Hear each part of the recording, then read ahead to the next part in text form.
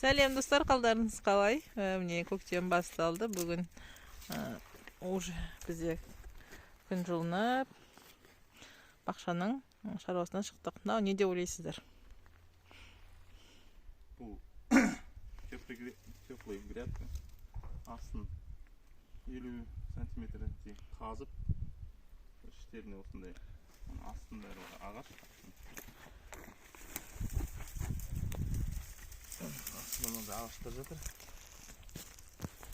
Шабықтар, талдар, ілгері жатыр жақтарында.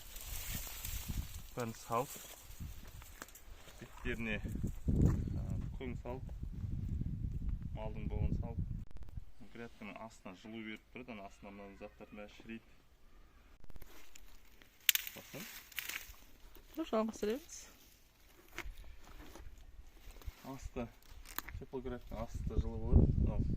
Астында қалып, шіріп астынан. Сосын астынан, жердің астынан жылу беріп тұрады жақсы. Сосын топырақ құнарлы болады. Сосын мынаған шіріген екен, бұған құртқыңызға жаңа шылаушындар жиналады да жерді құнарландырып тұрады. Өте пайдалы. Осы жерге егілген заттары өте жақсы күшті өсетін болады. Бұның бетін парник жасаймыз ғой да? Қазір парник жасаймыз, ішіне рассаданы салып қоямыз. Үйдегі өніп кеткен жуалармен, өніп кеткен картошканы мына жерге тастадық. Енді алуда әлі жұмыс көп, мусор. Мынаның барлығы, мына жерде бізде 2 лунка осындай атқот, үйден шыққан атқоттарды жерге көміп, осындай шертіп жатырық. И анау не шертіп жатырықтан күшті естедік. И мынау будиненің несі. Пометі, оны тоже қазір пайдаланатын боламыз огородқа. Мусордың бәрін жинастыру керек, аланың бәрін өртеп, қазір мусордың бәрін жинастырамыз. И мына жерде бізде осындай задний дворик болады. Бұл жерде теплица болады. Ал мына жерде бізде бөденелер. Бүгін таза ауаға шығып, шөпте жайылып жүр. Рахаттанып, топыраққа жуынып. Жақсы жұмыртқа беріп тұр. Күшті, Аллаға шүкір, балдарды қуантып. Мына балалар ойнап жүрген.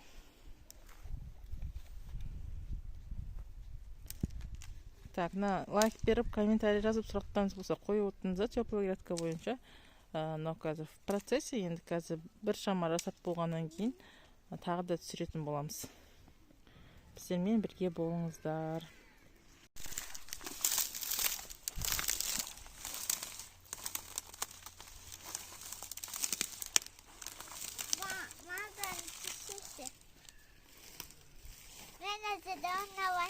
Неште ойнап жатыр.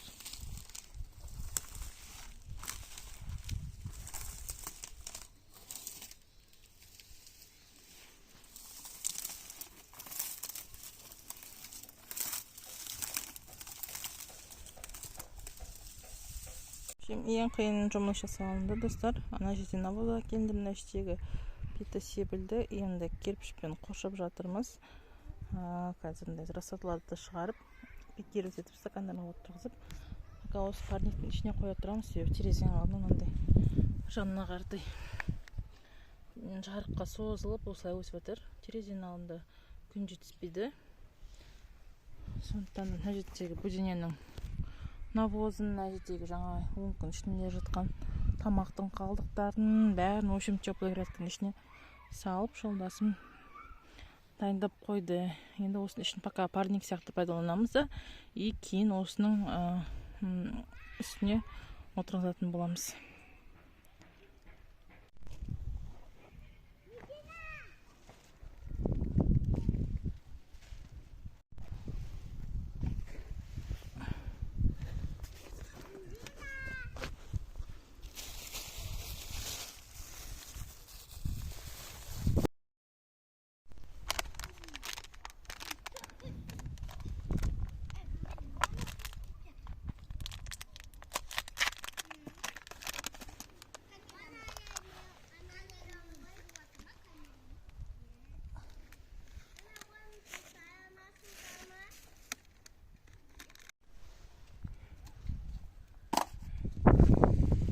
Кеш батып, күн салқындап кетті. Так, мына жерде біраз баклажандарды егіп тастадық. Енді қалғандары ертеңге қалды. Оның бәрін ертең қайтадан отырғызамыз сонда.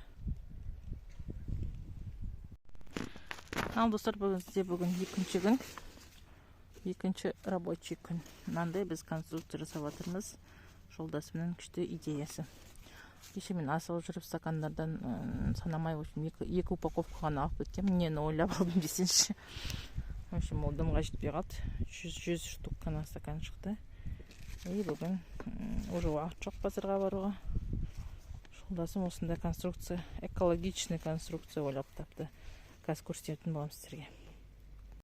Вообще, мынау біздің кеше қолдан жасап жатқан парнигіміз. Аса теплая грядка, кеше көрсетіп кеттім, уже оның бәрін айтып кеттім. И мен мынандай ячейка жасап, ішін топырақпен толтырып, мынауға мен стакандарым ішінде 50 штук. В общем, оған кеше ғана шарты баклажанды ғана ектік. И мен уже мынаяқта ішін топыраққа толтырып берді. И оған осыған помидорларды осылай егіп жатырмын. Картон, бәрібір су құйылған сайын езіледі енді. Дымда қалмас. Bir шама уақыт рассада көтеріліп оламын дегенше.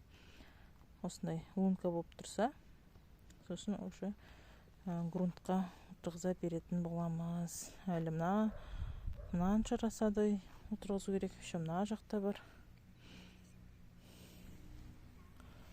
Капуста бой ұзын болып кетті, уже үйден свет жетпей. Оны бүгін отырғызбаймыз. Мына қалған уже нормально өз қалған рассадалардың бәрін оларға отырғызатын боламыз. Ал сіздерге ұнап жатырса, комментарий жазып, біздерге лайк басып кетіңіздер достар. Бүгінгі шаруа осы.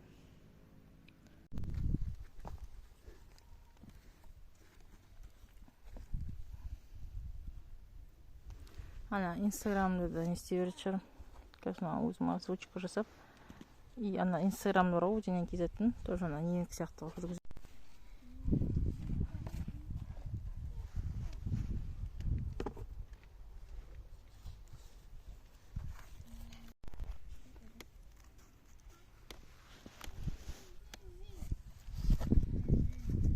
Қазір топырақ салмай тұрып бір түсіріп алу керек екен видео. Көрсететін командаларға жасағанбыз күшті конструкция. В общем, маяқта біраз рассады кетті. Сондай.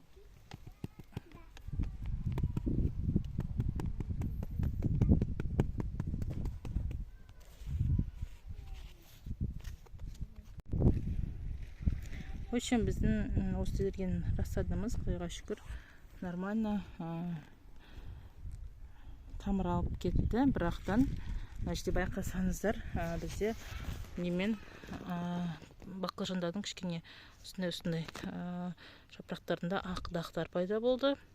Одан кейін помидордың күн жеткілікті болса да бойы ұзын, және де міне жапырақтардың астында фиолетовый болып тұр. Значит, оларға подкормка кішкене жетіспейді деген сөз. Біз үйден шығарған кезде бұлан да жаман көгеріп фиолетовый болып тұрған. Қазір кішкене міне уже жақсарып кетір.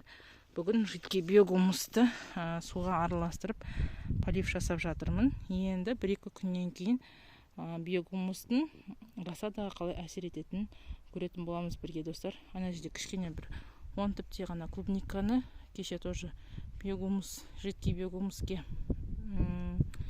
замочить етіп, потом ектік. Енді ол кеше ғана отырғызылған рассада, енді кішкене көреміз, 1-2 күннен кейін уже результат білінетін болады деп ойлаймын. Капуста бізде тоже бойлар сырып, значит, топырақта бірдеңе жетіспейді деген сөз. Енді осыны бақылап көретін боламыз достар.